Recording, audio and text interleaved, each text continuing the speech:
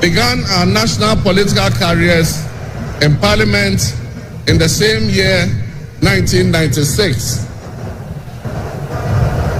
He has always greeted me with warmth, a firm handshake, and a smile. And he is perhaps the only person in my life who has persistently chosen to call me Johnny.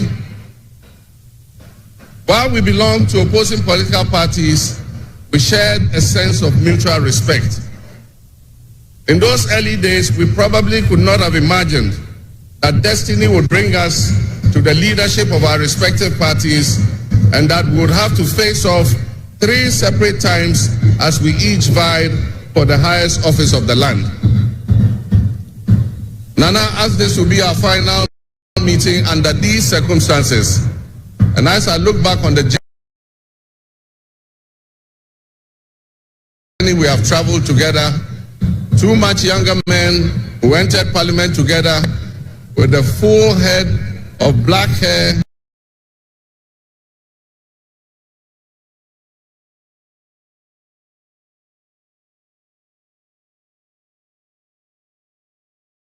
and you with the same bald head and round eyeglasses, I have to say that you have, without exception, been a worthy opponent. I extend my warmest wishes to His Excellency, the former Vice President, Dr. Alhaji Mahmoud Bawumia. It was a grueling campaign, and we gave it our all. Your sportsmanship in making an early concession eased tensions and contributed to the early conclusion of the electoral contest. I wish you all the best in your endeavors. My brothers and sisters, the world in which Ghana exists today, as I begin this presidency, is not the same world in which we have lived under other presidencies. There are tensions and conflicts that have not previously existed between nations. These tensions and conflicts place pressure on alliances to decide where we will support. There's a seismic shift happening within the system of global economic dominance. Whereas the G7 nations, United States, the United Kingdom, Canada, France, Germany, Italy, and Japan, once provided the highest percentage of the world's GDP, over the last decade, that number has been steadily dropping. However, the combined total of the GDP of the BRIC nations, Brazil, Russia, India, China, UAE, increasing. In 2023, for instance, the G7's combined total of world GDP was 30%. But by 2029, that number is predicted to drop to 27%. In 2023, the BRICS percentage of world GDP was 37.3%. What could it mean to our economy? Where do we fit in this geopolitical maelstrom? Technology such as artificial intelligence has taken us to new heights, opening up the potential for national, financial, and personal security issues that we are not yet able to imagine. One example is the use of misinformation and algorithm manipulations on social media platforms to sway a particular group's sentiments towards or away from something. Now more than ever before, we need to strengthen our ties with our neighbors to ensure that we're working together to keep our sub-region safe.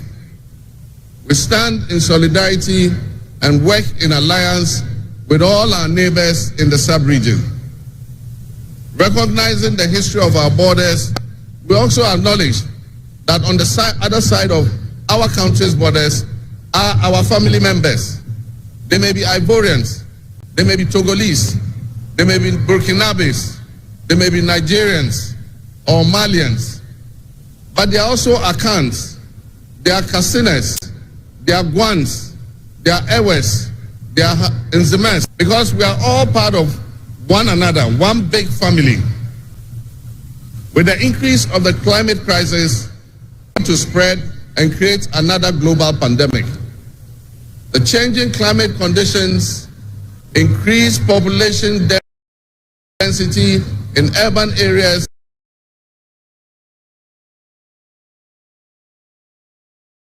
and mass international travel are enabling existing viruses to spread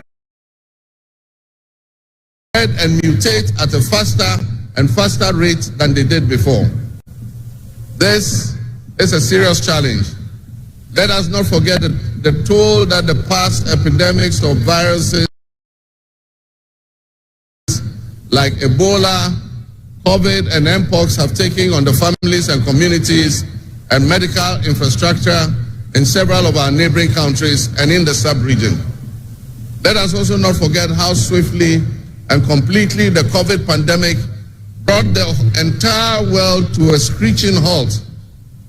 My government will be working diligently to strengthen our public health systems while monitoring the global health situation so that when, and not if, but when the next pandemic or epidemic occurs, the loss of lives in Ghana will be minimal. The larger world exists around us and to some extent within us. While we cannot and should never use it as an excuse to stray from the direct and immediate needs of Ghana for the well-being of our citizens, we must also bear in mind that the affairs of the world, if we care to shape, lessen, avoid, or even at the other end of things, maximize the effect they have on us. My brothers and sisters, barely a month ago, we held historic elections that have caused dramatic shifts in our political landscape. I feel greatly honored that you, my compatriots, considered me worthy of receiving such an unprecedented and overwhelming mandate to steer the affairs of our beloved nation at this critical time in our history.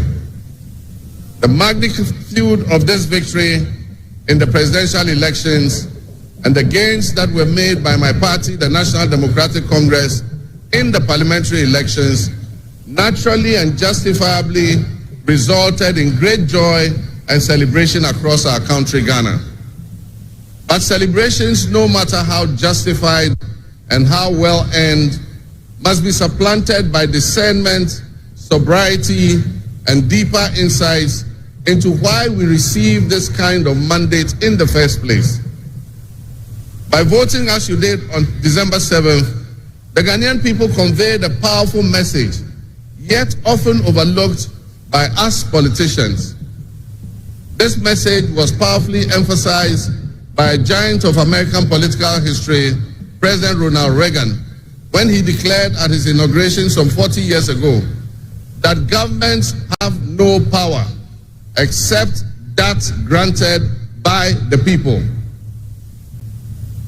While Ghanaians take great pride in our thriving democracy, they are deeply dissatisfied with the quality of governance over the years and have openly voiced that dissatisfaction through the decisive actions that they undertake at the elections.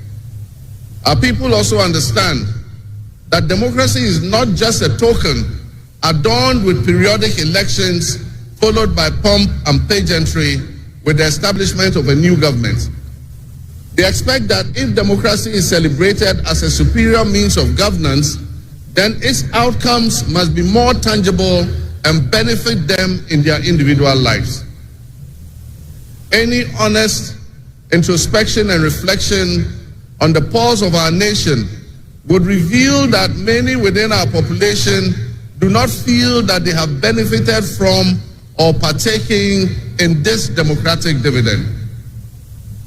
Where people buffeted by severe economic crisis and hardships, and in the last few years we have lurched from crisis to crisis. But there is hope on the horizon. Today should mark the beginning of a new opportunity, an opportunity for us to make a difference in our governance and our economic management. We shall reset our dear nation, Ghana.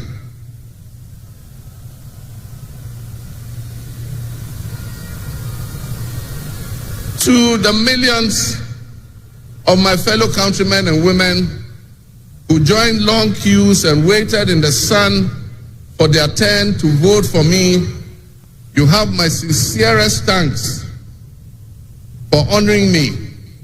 My firm, immutable assurance is that your votes will matter in the work that I'll do to make a difference in the destiny of this dear nation of ours.